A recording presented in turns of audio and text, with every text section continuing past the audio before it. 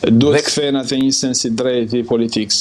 Dhe këtu, më lejoni, si e kuptoni, si e shpjegoni ju faktin që shumë nga këto personazhe emra dinjitos brenda Partisë Demokratike, sepse unë bashkohem me ju që kandidatura e zotit Asimja është absolutisht shumë dinjitoze, por ai shikohet si i afërt me një parti tjetër opozitare dhe ndoshta kjo ishte arsyeja pse nuk u përzgjodh, ha mendsoj unë këtu, por shumë figura të respektuara brenda Partisë Demokratike që do të kishin qenë shumë dinjitoze, nuk e pranonin kandidimin. Pse duket sikur mes opozitarëve në vend të ndjenë të nderuar të kandidojnë për forcën më të madhe opozitare ka një lloj refuzimi publik për të mos e pranuar një kandidim të tillë, një sfidë të tillë. Fatkeqësisht dy partitë e mëdha në Shqipëri, PD-ja dhe PS-ja janë dy parti brenda të cilave nuk ka demokraci. Që ne jemi në një sistem demokratik ku janë dy parti të cilat nuk udhëhiqen prej parimeve demokratike. Adze Flumi në fundin e jetës tij ka shkruar një vepër që këto admiruesët e tij si djathta si majtas nuk ja përmendin kurrë. Demokracia shqiptare me dy diktatorë. I ftoj që shkojnë e ta lexojnë dhe do të mësojnë, do të shohin një lloj pasqyret për atë që është ndodhur edhe sot në politikën tonë.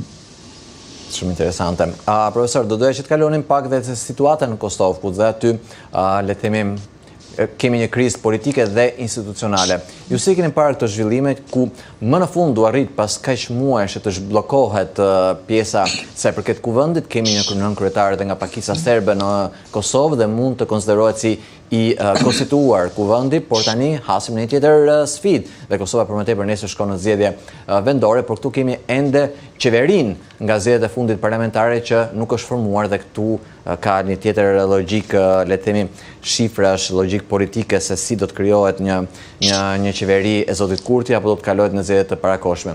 Si shikoni këtë pamundësi të shqiptarëve këtej dhe andej për mos të ndruar faqe dhe për të qëndruar gjithmonë në kriza, herë politike, herë institucionale apo herë mikse mes njërës dhe tjetrës? Do të dalloja dy aspekte e do të filloj me atë teknik. Aspekti teknik që në faktin se ligji në Kosovë është i bërë me një mënyrë të tillë që don me i garantu në mënyrë maksimale të gjithë aktorëve politik pjesëmarrjen. Kjo gjë çon, siç është pa, konkretisht çon në ngerçe. Dhe aty mjaftonte vetëm pakisa serbe për të bllokuar gjithçka. Pra, u doshin bë kompromise, mi kompromise për me u zhblloku. Ndoshta do të rimendoj mekanizmin vetvete, të jepej Kosova është një shtet sovran, sigurisht respekton pakisat, por spari duhet të respektojnë vetveten, kushtetuta republikane. Dhe kjo duhet të jepte dorë të lirë, më shumë atij që del fitues nga zgjedhjet. Nuk ka shumë e vështirë më bëj gjatë tillë, don konsensus, edhe konsensus ndërkombëtar, që të jap dorë atij që fiton zgjedhjet me kriju qeverinë. Do të një garanci por një mekanizëm zhbllokues që mos të ketë një pengmarrje nga pakica, le të themi? Është e pamenueshme, pa precedent që një shtet, çfarë do lloj shtetit, të shkojnë gjithë këto muaj pa një qeveri, pa kuvend. Është e turpshme. Aspekti tjetër është ai që ka lidhje me ne, me karakterin ton. Është e pamundur që të ulen një tavolinë, Haradinaj, Kurti, të LDK-s, dhe të flasin si njerëz, të i lanë me janë ato anëmitsinat e tyne, e ty pa interesat, sparit interesat e vendit, interesat e Kosovës që janë interesat e kosovarëve dhe gjitha pakiceve që jetojnë aty. Dhe do t'ishte një shemër njohjet ndaj atyne që kanë mbështet linjën e këtij shteti të ri që e meriton plotësisht, po të kishin vepruar ndryshe, po të ishin sjellë ndryshe. A pati një lloj komfortësie me këtë vonesë të gjithë. Po sigurisht, kanë humbur gjithë me këtë po. Kanë humbur të gjithë me këtë komfortësi. Kanë humbur prestigj, edhe i kanë hjek prestigjin shtetit, edhe partive të tyre, edhe vetes tyre, secili. Kjo është një vonesë e pafalshme. Do të thoya për shembull konkretisht, zoti Kurti me insistimin për kandidaturën e parë që propozoi për kryetaret kuvendit, zonën Albulena, Kosova ka kryer rreth diku 50 ca raunde votimesh, sepse Kurti nuk pranonte të ndryshonte kandidaturë. Dhe prandaj pyeta pak më herët që a është një lloj kokëforcie, duke mbajtur në konsiderat dhe koston e madhe që solli ndërprerjen e marrëdhënieve nga Shtetet Bashkuara të Amerikës dhe Bashkimi Evropian me qeverinë aktuale Kurti. Patjetër, të gjithë janë fajtorë, edhe Kurti, pa përjashtuar Kurtin, pa dyshim. Gjithë janë fajtorë, se gjithë do të kishin vënë në plan të parë interesat e Kosovës dhe jo sedrën e vet. Ka faj edhe Tirana politike. Sigurisht se qëndrimi paternalist që ka pas Rama në gjithë këto vite ndaj Kosovës, sigurisht e ka dëmtu. Ka dëmtu marrëdhëniet tona me Kosovën dhe ka dëmtu Kosovën. Nuk e ka ndihmu.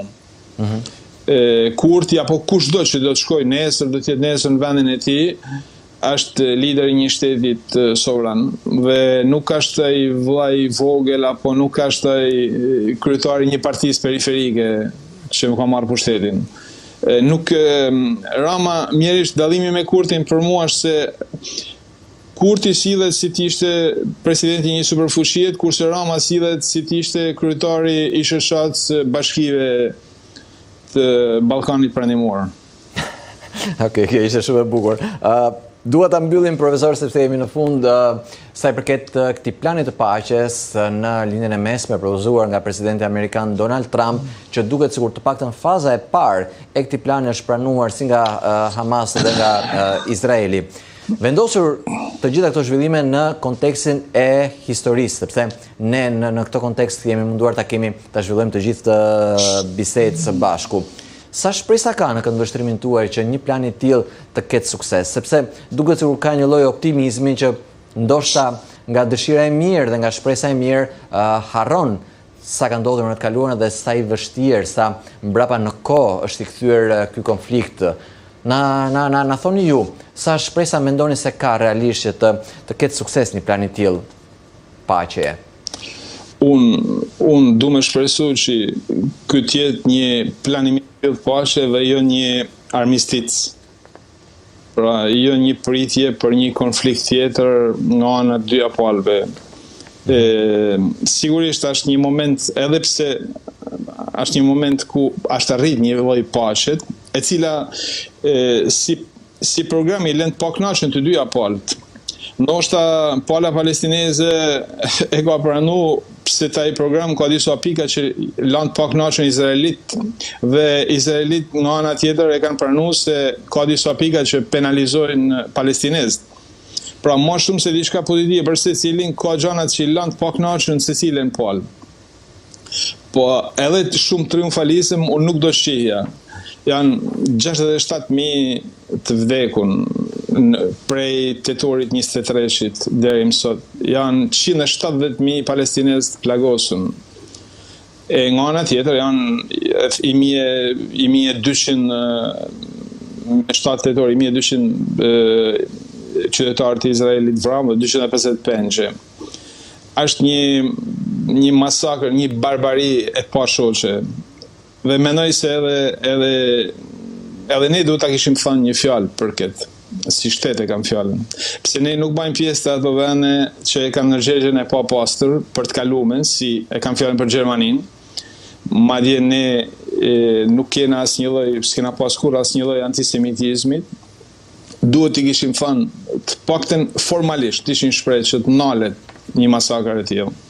Se nuk ka, është e pa menueshme që të vriten 20.000 fëmijë në Gaza, në rrepën e Gazës. Prevaloj ndoshta pragmatizmi i Tiranës zyrtare, profesor, sepse ne jemi një vend që e ka njohur Palestinën si shtet, zyrtarisht politika jashtme e Tiranës është pro zgjidhjes me dy shtete, por kur votohet diçka e tillë në OKB, Shqipëria abstenon. Unë nuk i di se çka prevalon, se në këto vite politika jashtme e Shqipërisë ka qenë diçka e padukshme në arenën ndërkombëtare. Shpresoj që tash me ndryshimet e fundit diçka të nollin. Por një qëndrim, e kam fjalën nga ana humanitare, një qëndrim duhet ishte majt kundër barbarisë që ka ndodhur në këto kohë në Gaza. Ty dënu, kuptohet, Hamasi ty dënu terrorizmin si princip, sa është i papranueshëm, po nga ana tjetër kemi një shtet që ka ligje. E kuptoj. Profesor, fatkeqësisht na ka përfunduar gjithë minutazhi që kishim në dispozicion për ditën e sotme. Unë në fakt kisha edhe plot pyetje tjera që do doja ti kishim konsumuar bashkë, por ndoshta do të jetë për një herë tjetër. Unë shpresoj të ju kemi përsëri të ftuar dhe të vazhdojmë diskutimet tona mjaft interesante, do të thë këndvështrimet tuaja dhe gjithë backgroundi, konteksti historik që ju sollët. Për sot ju falenderoj se unë shumë.